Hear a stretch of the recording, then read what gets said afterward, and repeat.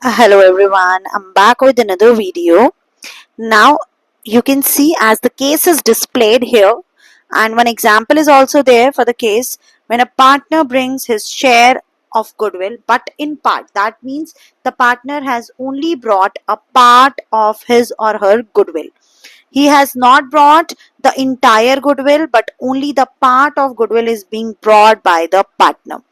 So let's see how we treat it. We have already understood the treatment of the same in my last video, but this is one example to illustrate how the question is actually being solved. Okay, so as always, I told you that it is very important whenever you solve any question, you always have to prepare a format of journal first, because format of journal is your real, आपका ये real answer है, तो इसे सबसे पहले करना बहुत जरूरी है. Date, particulars, LF, debit amount, credit amount. Okay, so ये सबसे ज्यादा इंपॉर्टेंट है और उसके बाद working notes important role play करते हैं.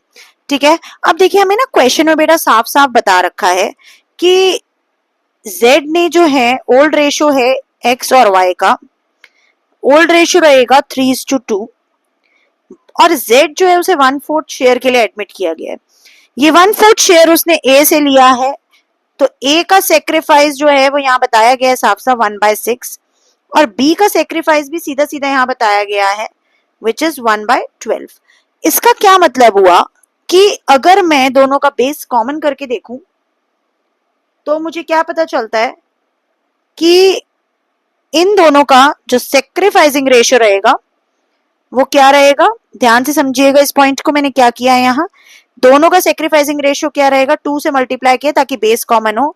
तो यहाँ पे सेक्रीफाइसिंग रेशियो जो है मेरे पास x और y की आ जाएगी 2:1. यहाँ पे गलती से मैंने a भी लिख दिया क्योंकि प्रैक्टिस में काफी बार हैबिट है a और b लिखने की एग्जाम्पल्स में, बट ये x का सेक्रीफाइस है, y का सेक्रीफाइस है और दोनों का सेक्रीफाइसिंग रेशियो हमारे पास क्या आ गया 2:1. अब दोनों का सेक्रीफाइसिंग रेशियो आ गया है बेटा 2:1. इसका मतलब है कि अब हम अपना क्वेश्चन आगे सॉल्व कर सकते हैं. तो let's just solve our question and do the important adjustments. Okay, सबसे पहले तो क्या कहा है कि वो अपना एक शेयर ऑफ गुडविल लेकर आए. जब भी पार्टनर अपना शेयर ऑफ गुडविल लाता है, चाहे वो कैश की फॉर्मूला है या चेक की फॉर्मूला है, it is recorded as cash account debit और चेक अकाउंट डेबिट और sorry bank account debit to premium for goodwill account. वही ट्रीटमेंट किया मैंने अभी भी. Being goodwill brought in by Z, Z लेकर आया अपने साथ अपना शेयर ऑफ गुडविल. क्वेश्चन पढ़ेंगे, ए और बी पार्टनर है, 3:2 उनकी प्रॉफिट शेयरिंग रेशियो थी जिसमें से 1/4 शेयर के लिए जेड को एडमिट किया गया. सारे वर्किंग नोट्स में हम ये डिटेल्स लिख चुके हैं. 1/6 शेयर ए से लिया गया है और 1/12 शेयर बी से लिया गया है, तो दोनों का सेक्रीफाइस भी हमें पता चल गया. सेक्रीफाइसिंग रेशियो भी हमने निकाल ली. अब ये पॉइंट हमारा क्या कहता है, next point an important point says that कि are brings 18,000 as his share of goodwill out of 30,000. इसका क्या मतलब है कि आर को टोटल 30,000 रुपए की अपनी गुडविल लेकर आनी थी. आर्स गुडविल एक्चुअली कितनी है, 30,000. ठीक है, इसे भी आप बहुत ही प्रॉपर तरीके से लिख के समझ सकते हैं. क्यों, क्योंकि इसे जितना प्रॉपरली आप लिखेंगे उतना इजी आपके लिए रहेगा इसको समझना. ठीक है, तो मैं लिख के दिखा रही हूं यहाँ, आप लिख सकते हैं आर्स गुडविल. आर को एक्चुअली कितनी गुडविल लेके आनी थी, 30,000 रुपए.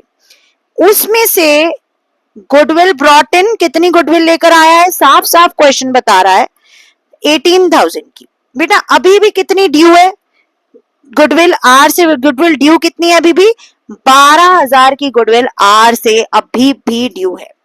लेकिन बेटा वो कितने की गुडविल लेके आ चुका है, वो अपने साथ 18,000 की गुडविल ला चुका है, जिसे मुझे दिखाना पड़ेगा बुक्स में अकाउंटिंग ट्रीटमेंट करके कि cash account debit to premium for goodwill 18,000.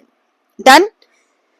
अब नेक्स्ट स्टेप में क्या होता है कि जो हमारा प्रीमियम फॉर गुडविल है, हम इस प्रीमियम फॉर गुडविल को बांट देते हैं सेक्रीफाइसिंग पार्टनर्स को. और हमारे यहाँ पे सेक्रीफाइसिंग पार्टनर्स कौन कौन से हैं आपको अच्छे से पता है.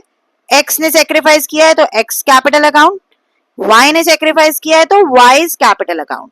लेकिन एक बात यहां ध्यान रखेंगे क्वेश्चन हमें कह रहा है कि उसे 30,000 रुपए गुडविल लेके आनी थी और वो 18,000 रुपए लेके आया है। इसका मतलब है कि टोटल 30,000 की गुडविल को ही सेक्रीफाइसिंग रेशियो में बांटा जाएगा।